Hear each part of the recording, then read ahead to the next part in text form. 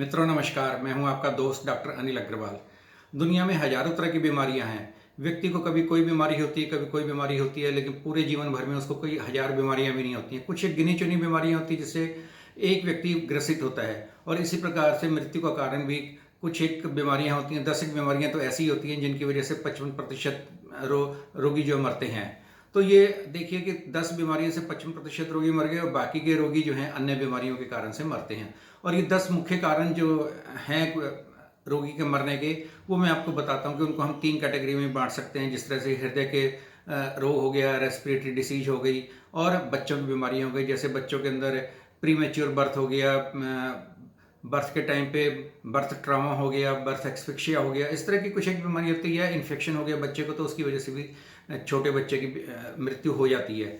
और फिर हम बीमारियों को कम्युनिकेबल और नॉन कम्युनिकेबल डिसीज के अंदर बांट सकते हैं। जो नॉन कम्युनिकेबल डिसीज होती हैं, जिसको हम क्रोनिक डिसीज कहते हैं, उसके अंदर 80% रोगी जो हैं, उन 55 में से 80% जो है नॉन कम्युनिकेबल की वजह से ही मरते हैं। और कम्युनिकेबल डिसीज के अंदर जिस तरह से न्यूट्रिशनल बीमारियां हो गई और या इन्फेक्शन हो गया, इस तरह की जो बीमारियां होती हैं उसकी वजह से रोगी मरता है। और कम्युनिकेबल के अंदर जिस तरह से जो आजकल जैसे कोविड चल रही है, भी कम्युनिकेबल डिसीज ही है, इसकी वजह से ज़्यादा आंकड़ा आजकल बढ़ गया है। और या फिर चोट लग जाए रोगी को, एक्सीडेंट हो जाए, उसकी वजह से भी मृत्यु होती है। तो ये 10 मुख्य कारण होते हैं, वो मैं आपको बताता हूँ।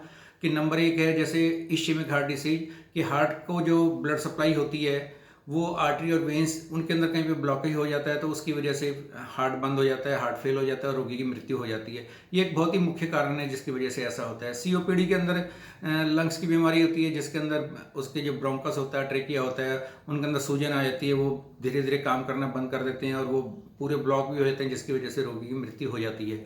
और स्ट्रोक, ब्रेन के अंदर जो है जिस तरह से कोई स्ट्रोक हो गया, मतलब कोई ब्लीडिंग हो गई या कोई एम्बोलिज्म हो गया, उसकी वजह से भी रोगी की मृत्यु ज़्यादा होती है। और लंग्स के अंदर जिस तरह से जो एल्वियोलाई होते हैं, निमोनिया होता है, ट्यूबरकुलोसिस होती है, उसकी वजह से भी रोगी की मृत्यु ज़्यादा होती हैं।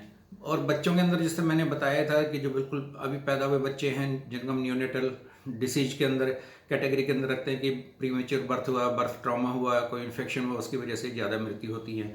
और फिर एक लंग्स के अंदर कैंसर भी होता है, जिसकी वजह से ज़्यादा रोगी मरते हैं। हालांकि कैंसर कहीं पर भी पूरे शरीर में हो सकता है, लेकिन जो टॉप 10 की बीमारियां मैं आपको बताना चाह रहा हूँ, उसमें से एक बीमारी लंग कैंसर भी है, जिसकी वजह से रोगी की मृत्यु ज़्यादा होती है। एल्जाइमर एक बीमारी है जो अधिकतर ओल्ड एज के अंदर होती है, और इस ओल्ड एज डिसीज के अंदर एल्जाइमर की वजह से बहुत सारे रोगी मरते हैं।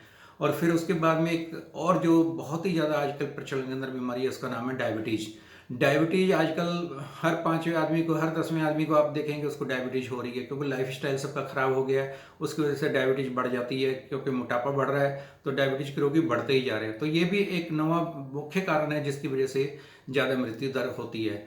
10वां एक कारण है किडनी डिसीज। आपने देखा होगा कि आजकल बहुत सारे लोग किडनी की बीमारी से ग्रसित हो गए हैं। उसके कारण कुछ आजकल की दवाइयाँ भी कुछ हैं उसके अंदर कारण उसका, और अन्य बहुत सारी वजह हैं जिसकी वजह से किडनी की डिसीज हो जाती हैं, और उसकी वजह से भी काफ़ी रोगी मरते हैं। तो ये जो 10 मैंने मुख्य आपको बताई हैं बीमारियाँ, इन 10 बीमारियों की वजह से ही करीब 55% रोगियों की डेथ होती है। धन्यवाद दोस्तों।